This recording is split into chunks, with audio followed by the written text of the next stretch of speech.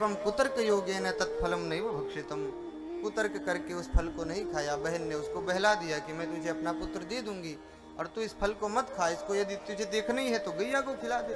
गाय को फल खिला दिया गया। धीरे धीरे समय बढ़ा। 9 माह के बाद उस गाय माता को, जो बांझ उनके घर में बंधी रहती थी, उस गाय माता को भी बड़ी सुंदर एक पुत्र को जन्म दिया उस गाय माँ ने, जिसके कान गाय जैसे थे, बाकी सर्वांग शरीर बड़ा सुंदर था, मनुष्य जैसा था। उनका नाम गोकर्ण रखा। और जब उनकी बहन को पुत्र हुआ धुंधली के, तो रात को चुपचाप लाई और उसकी बहन ने, धुंधली की बहन ने धुंधली को पुत्र दिया। और धुंधली ने अपने पति को दिया। बोले लो देखो अब तो पुत्र हो गया, अब तो प्रसन्न हो।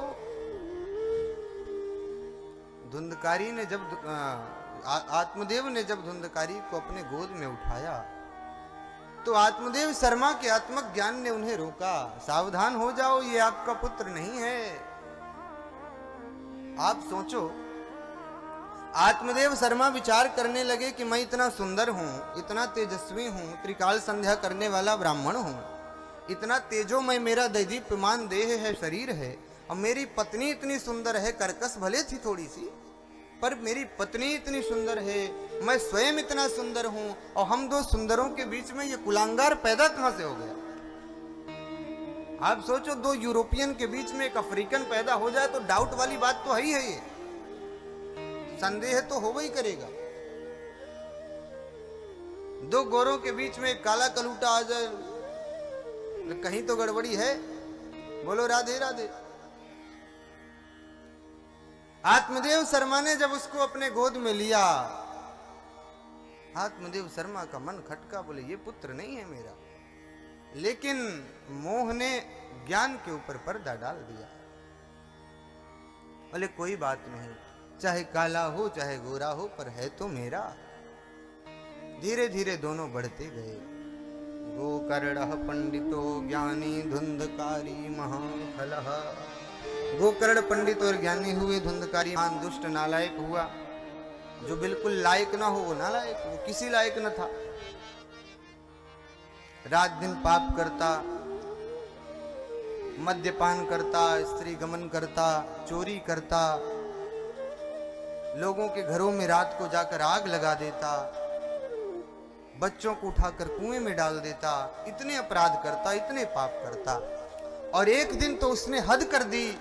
अपने पिता से कहा कि पिताजी लाओ पैसा दो, धन दो, मद्यपान के लिए आज पैसा नहीं है मेरे पास। आत्मदेव शर्मा ने कहा कि जितना था वो सब तो तूने लुटा दिया, अब कहां से लाऊं? तो अपने पिता को लात मारते हुए धक्का दिया। बोले अच्छा, अपने बुढ़ापे को सुखमय व्यतीत करने के लिए धन को बचाकर रखते हो।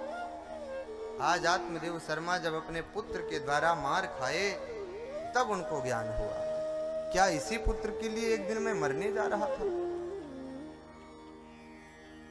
आज उन्हें उस महात्मा की बात याद आ रही है, रुदन करने लगे।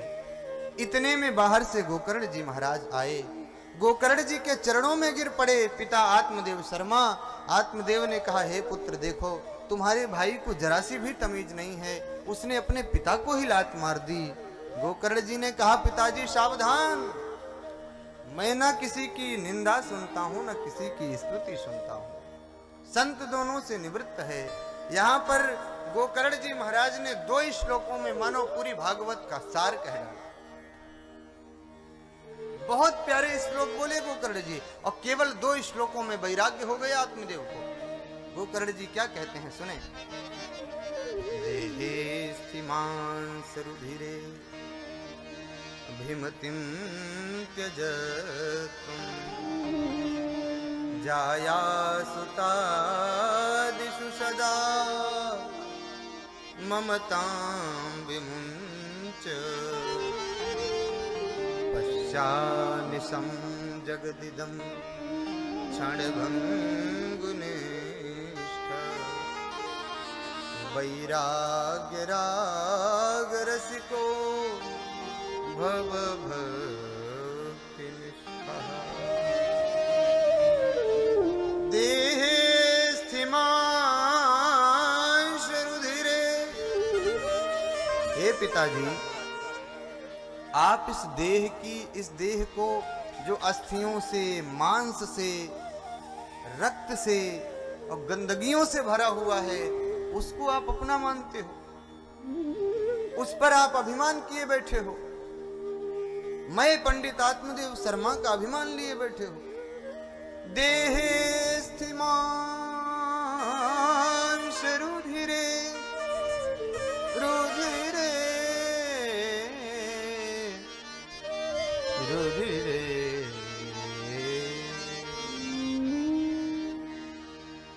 देहे स्थिमांश रुधिरे भीमतिं त्यजत्वम्।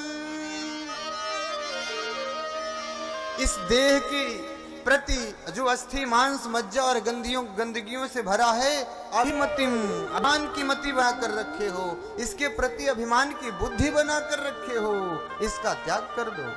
अभिमतिम त्यजत्वम, इसका त्याग कर दो। आहा, हम इस शरीर को संवारने के लिए, सजाने के लिए न जाने क्या क्या करते हैं।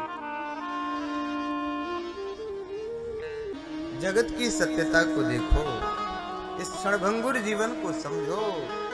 करूं क्या? तो कहते हैं वैराग्य राग रसिको, वैराग्य से राग रखो, इस संसार से राग हटाओ, इस हाड़ मांस की शरीर से राग हटाओ।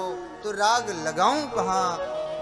गोकर्ण जी ने कहा वैराग्य राग रसिको, वैराग्य से राग रखो, रसिकों से राग रखो, भगवत भक्तों से राग रखो, भगवान के प्रेमियों से राग रखो, भक्ति से राग रखो। अगर वास्तव में कल्याण चाहते हो तो। दूसरा श्लोक गोकर्ण जी कहते हैं, धर्मं भजस्व सततं त्यज लोक धर्मान, सेवस्य साधु पुरुषान् जहि काम तृष्णान्, अन्यस्य दोष गुण चिंतनमाशु मुक्त्वा, सेवा कथा रसमहो नितरां पिबत्वम्, सेवा कथा रसमहो नितरां पिबत्वम्। बस एक इसी श्लोक पर और चर्चा होगी। वैसे अब लोगों से सुना नहीं जा रहा है, वो अति होने लगी है, सारी हदें आज पार हो गई हैं, उठ उठ के जाने लगे। बहुत संयम रख के बैठे थे कुछ देर तक, बस एक 5 मिनट और बैठेंगे, ज्यादा नहीं। बस इस श्लोक पर चर्चा करके महात्मा को प्रणाम कर लें। गोकर्ण जी महाराज कहते हैं, धर्मं भजस्व सततम। बड़ी सुंदर बात है। धर्म को जब करो ना तो सततता से करो, धर्म जब करो सर ना तो निरंतरता से करो, धर्म जब करो ना एक रूपता से करो। लेकिन हमारा धर्म पता है कैसा है? बहुत से लोग कई बार कह देते हैं, महाराज जी ऐसी तो बात बोलो मत, मैं मंदिर में झूठ कभी नहीं बोलता। बोले अच्छी बात है भाई, तू पार्किंग में आ जा, वहां बोल ले। भाई ऐसी ये कौन सा धर्म है कि तू मंदिर में तो धार्मिक ठहरा और मंदिर की सीढ़ियां उतरते ही फिर से अधार्मिक हो गया? ये भी कोई धर्म है? कई लोग कहते हैं कि क्या बात करते हो, सोमवार को तो मैं नॉनवेज को हाथ नहीं लगाता, तो क्या बचे 6 दिन में सबरे भेड़ बकरी खा जाएगा? नहीं, क्या है ये? कैसा धर्म है आप बताओ, ये कैसा धर्म है? अरे आप धार्मिक हो तो भैया प्रत्येक समय धार्मिक रहो, आप अधार्मिक हो तो हर टाइम अधार्मिक रहो। एक तरह रहो ना, थोड़ा धार्मिक हो और ज्यादा अधार्मिक हो। एक आदमी कहता है कि महाराज जी परिक्रमा करते समय तो, परिक्रमा करते टाइम तो मैं झूठ बोल नहीं सकता। बोले बंद होने के बाद क्या तू सच की कसम खा लेगा कि सच ना बोलूंगा? क्या है ये, कौन सा धर्म है? बोले कथा पंडाल में जितनी देर बैठा हूं उतनी देर तो मोबाइल बिल्कुल छूऊंगा नहीं, टच भी ना करूंगा। तो पंडाल के बाहर चला जा भाई, ऐसा कौन सा संकल्प है तेरा? भैया धार्मिक जब आप बनो तो परमानेंट धार्मिक बनो, अप टू एक्सटेंट। सततता से बनो, फॉरएवर बनो, ऑलवेज बनो, निरंतर बनो, प्रत्येक समय बनो, प्रत्येक जगह बनो। धर्मं भजस्व सततम, सततता से धर्म को भजो।